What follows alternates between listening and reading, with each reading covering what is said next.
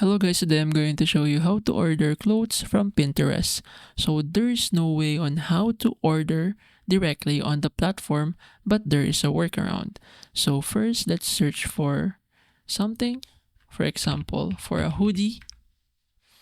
And then here, when you hover on the tiles, you will see a visit site button here. So this button shows on most tiles. So these clothes are the products that you can order. If there's no visit site button, then you can't order it here. In that case, you'll manually search for it or use a reverse image search engine. Anyway, when you're interested on one of the stuff here, just click on visit site.